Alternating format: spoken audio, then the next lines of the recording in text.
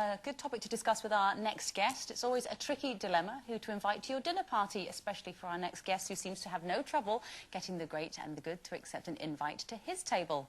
A former government minister, he's forged a very successful media career since leaving Westminster, and in his latest TV series he's hosting more intimate dinners, but this time he's chewing the fat across the pond. Excuse me. One of the things that made Barack Obama a phenomenon is that he became an entertainment choice. Really? He's a celebrity, which McCain was criticizing him for until 5 minutes before he created this American Idol, pop idol celebrity out of Yes, sir. Celebrity. Yeah. You say Obama and Palin are both celebrities. To what extent is that the influence of Hollywood on politics? Do they have to be celebrities these days? I think more and more. I think John Kennedy, in the history of the American presidency, began the kind of entertainer-in-chief idea. I mean, he was exciting to look at as a leading man, in a way. Please welcome Michael Portillo.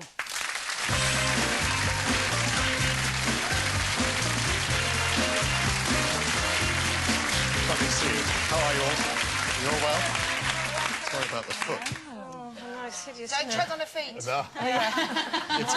It's very large under the table. Yes, all right, thanks. Enough said. I know. Poor man of many talents, some hidden. So, do you do the cooking yourself? Do you No. You just get to do the guest list, do you? I get to do the guest list, and it's just like being a host of a dinner party. You know, it's just like having a few people round, and I kind of steer the discussion this way and that, but on the whole, I'm just meant to be a participant. Is it like a chat show, then? It's like a chat show, but with food and less formal, yeah. It is, yeah. Who are those people there that we saw? Those were people who know about Hollywood and people who know about the American presidency. For instance, one of them is a chap called Joe Klein who wrote that book, Primary Colours, that became the John Travolta movie. He was anonymous, wasn't he? He was anonymous to begin with, and then he became Joe Klein. So he's one of the people. And we're talking about the influence of Hollywood on presidential politics and the other way around. It kind of started because people looking at this election in the United States noticed that the West Wing in 2004 had an ethnic minority candidate for the Democrats and a kind of maverick candidate for the Republicans. And people are saying, but wait a minute, this election in 2008 is the election that West Wing had in 2004. So this discussion is about, you know, what is the relationship? Do people who are going to be American presidential candidates have to be celebrities? Or, like John McCain, do they have to be kind of war heroes who might have stepped out in an American wartime movie? You know, it is quite interesting. It's very different to politics here. And Sarah Palin, I mean, she's just great box office, isn't she? Whatever you think about her, you know, she is wowing the crowds. Well, she's upped the interest, I think, even over here, hasn't she? She certainly has. But what is it about Americans? They're far more passionate about their politics, aren't they, than we are over here? We're very sort of, passive. Incredibly passionate. I've done about 35, 40 of these dinner parties, all in England before.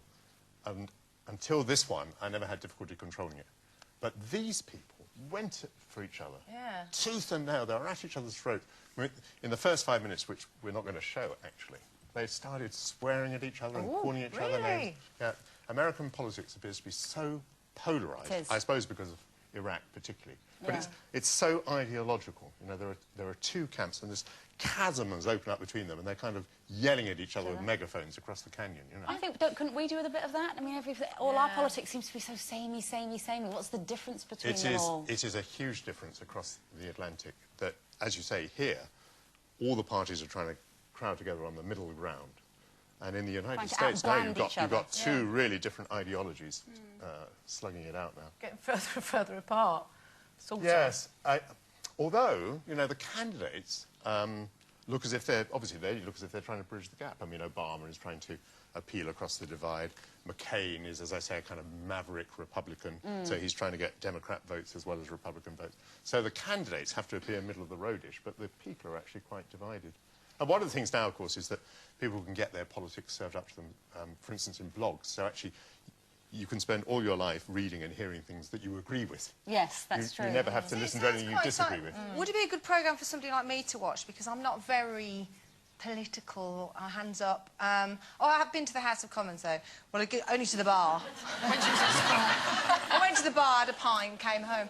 But would it appeal to somebody like me, who, you know, I'm so different to Carol. Carol's so up on politics and what's happening right. You are. Well, you're interested. You're very interested. Yeah, I'm interested. I mean, obviously, I want you to watch the programme.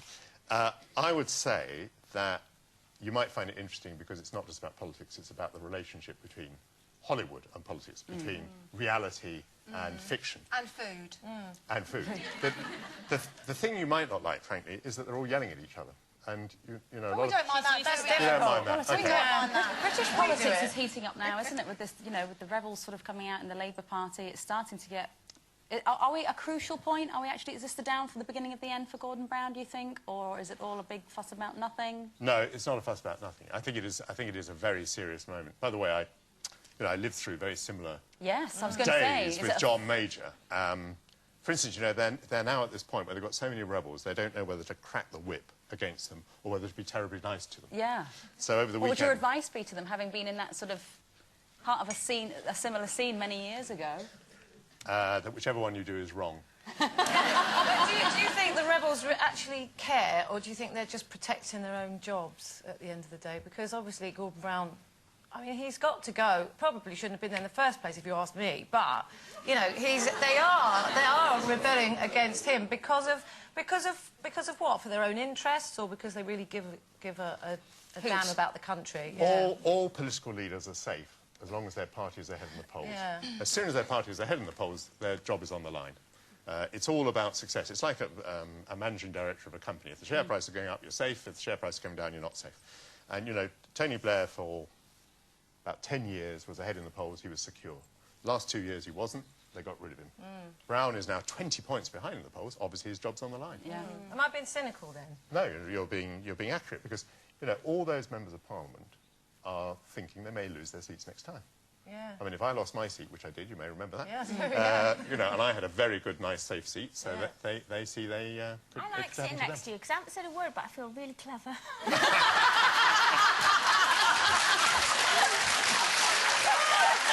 Listen, we must mention that the show is on BBC4 tonight at 10 o'clock, isn't it? Dinner with Portillo. And you're also on tour, very rock and roll, until the end of the month, aren't you? Doing an audience with around the country as well. Yeah, I do a kind of one-man show in theatres. No, No.